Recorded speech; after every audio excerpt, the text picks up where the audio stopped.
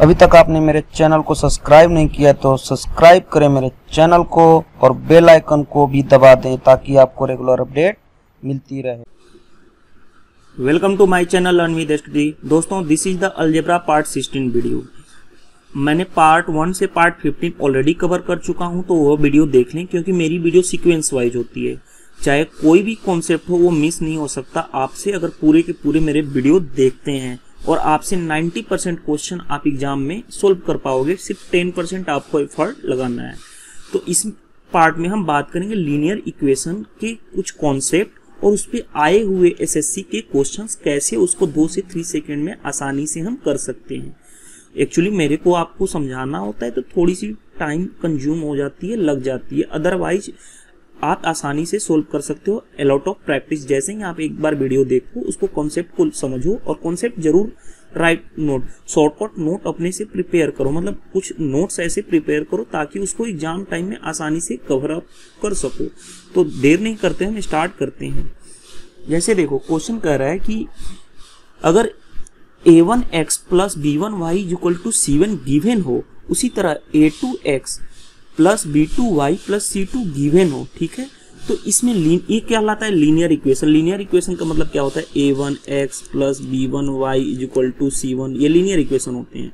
a2x plus b2y equal to c2, इसको linear equation का मतलब क्या है कि एक लीनियर लाइन की इक्वेशन होगी, मतलब चाहे वो x plane, y plane, 2D plane में हो सकती है। तो इसके कंडीशन क्या होता है? फर्स्ट कंडीशन होता है तुम्हारा यूनिक्यू सॉल्यूशन। यूनिक्यू सॉल्यूशन कब होगा? उसके लिए कंडीशन क्या होती है? a1 बाई a2, इन दोनों का देखो a1 by a2 not equal to, ठीक है, a1 by a2 equal to not equal to b1 by b2, ये कंडीशन होती है यूनिक्यू सॉल्यूशन। मतलब यूनिक्यू मतलब कि ओनली वन सॉल्यूशन के लिए, ठीक है। Infinite solution, in second term आता है तुम्हारा इनफाइनाइट सॉल्यूशन। इनफाइनाइट सॉल्यूशन को बोलते हैं कंसिस्टेंस, या कंसिस्टेंट मतलब हैविंग सेम वैल्यू, बहुत, ठीक है।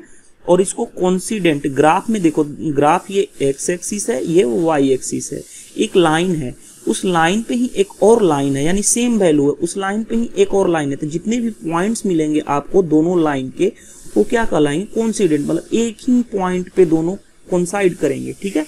तो इसके लिए कंडीशन क्या होती है कि a1 by a2 equal to, ये जो b1 by b2 equal to, ठीक है, c1 बाई c2, तीनों के तीनों कोफिशिएंट क्या होने चाहिए? इक्वल होने चाहिए। a1 by a2, b1 by b2 and c1 by c2, ये इक्वल होने चाहिए। ये कहलाता है इनफाइनाइट मेनी सॉल्यूशन, ठीक है, या इनफाइनाइट सॉल्यूशन। लास्ट केस क्या होता है? No solution. नो सॉल्यूशन का मतलब क्या होता है, मैं समझाता हूँ। इसको बोलते हैं इनकंसिस्टेंस, मतलब नो वैल्यू। ये बताओ हमारा, जैसे देखो ये एक्स एक्सिस, ये कोई एक ये है एक्स एक्सिस है, ठीक है, इसके पैरेलल हमने दो लाइन, पैरेलल मतलब समानांतर रेखा हमने खींच दिया, एक ये वाली और एक ये वाली, ठीक है, उसको बोलते हैं पैरेलल, को बोलते हैं समानांतर, समानांतर हिंदी में, ठीक है। अब रेखा है, रे पैरेलल रे बोलेंगे तो समानांतर रेखा, ठीक है।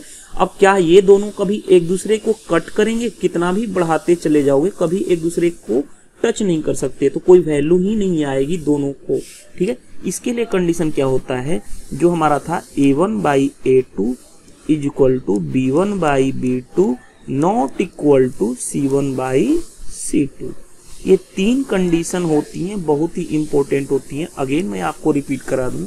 फर्स्ट क्वेश्चन दिया हो a1x plus b1y equal to c1 हो, a2x plus b2y equal to c2 हो, तो कंडीशन फर्स्ट में कहलाता है यूनिक्यू। यूनिक्यू सॉल्यूशन, यूनिक्यू सॉल्यूशन के लिए कंडीशन क्या होता है? इनफाइनाइट सॉल्यूशन के लिए कंडीशन क्या होता है, ठीक है।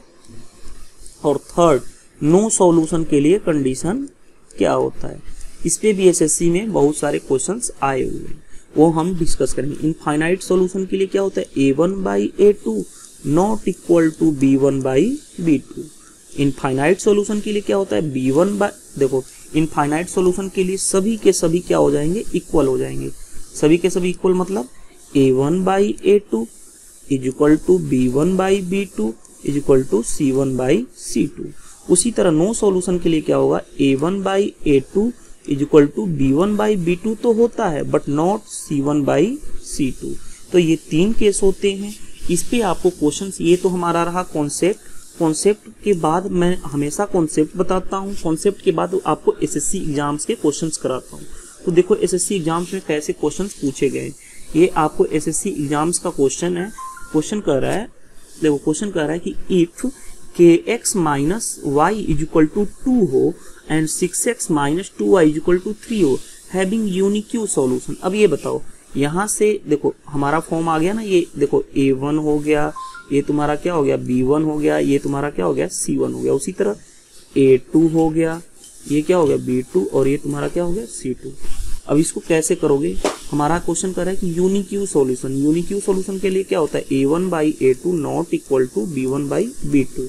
तो देखो A1 की वैल्यू क्या है K/A2, A2 क्या है 6 नॉट इक्वल टू B1 क्या है तुम्हारा -1, क्योंकि यहाँ पे कोफिशिएंट क्या है इसका -1, और डिवाइडेड बाई B2 क्या है तुम्हारा -2, यानी कि माइनस माइनस कैंसिल हो जाएगा, यानी K is equal to 6 upon not equal to 6/2, यानी कि K नॉट इक्वल टू 3।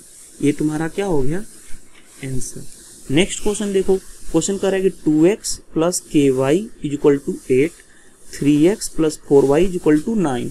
तो have no solution. No solution के लिए क्या कंडीशन थी, A1/A2 is equal to B1/B2 not equal to C1/C2।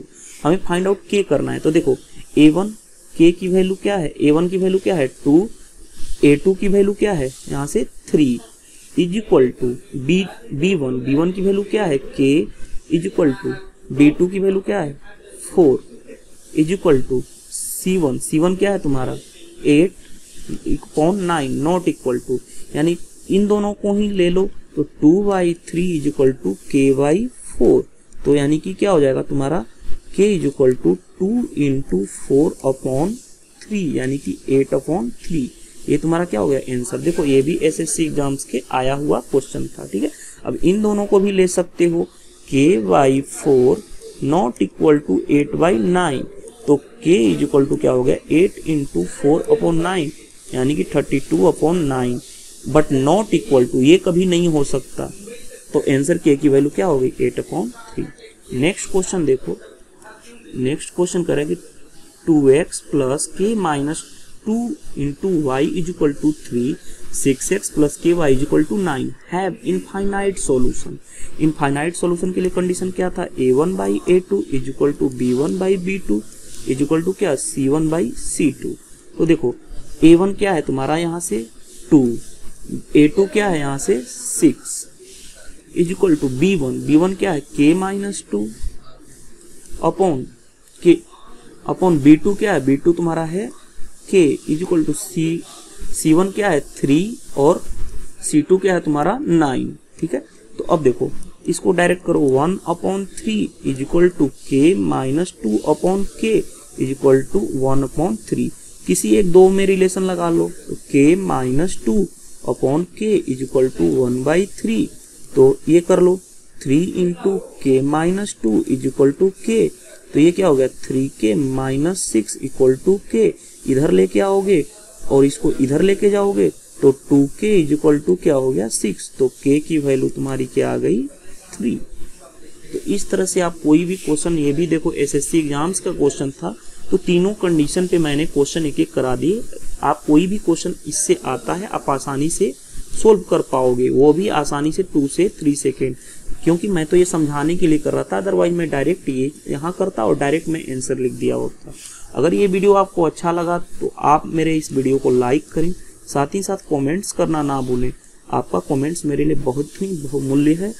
अगर आप मेरे चैनल पे नए हैं तो आप मेरे चैनल को सब्सक्राइब कर लें ताकि आपको रेगुलर अपडेट मिलती रहे।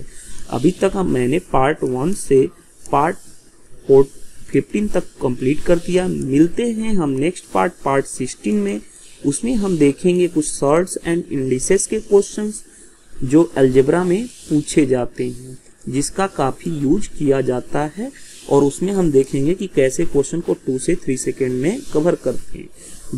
और अगर आप मेरे चैनल पे नए हैं तो आप चैनल को सब्सक्राइब कर लें, क्योंकि हमारा जो स्टार्ट है जर्नी जो 6 अगस्त, मैं आपको 6 अगस्त से 31 दिसंबर तक एक प्लान कर रहा हूं, जिसमें आपको मैं कवर कराऊंगा math, reasoning, English and also general science.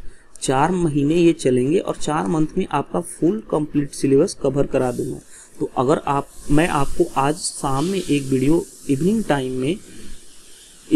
में आपको मैं एक वीडियो प्रोवाइड करूंगा, उसमें मैं आपको टाइमिंग बता दूंगा और कैसे मेरे टॉपिक्स आएंगे आपको वो चीज़ समझा दूंगा, ताकि आपको कोई प्रॉब्लम्स ना आए और आप मेरे चैनल पे बने रहें, ताकि आपको रेगुलर अपडेट ऐसे ही मिलती रहे। तब तक के लिए थैंक यू, बाय बाय। मिलते हैं नेक्स्ट पार्ट 16 में, देखते हैं कुछ शॉर्ट एंड एसेंशियल के क्वेश्चन। तब तक के लिए थैंक यू, बाय बाय।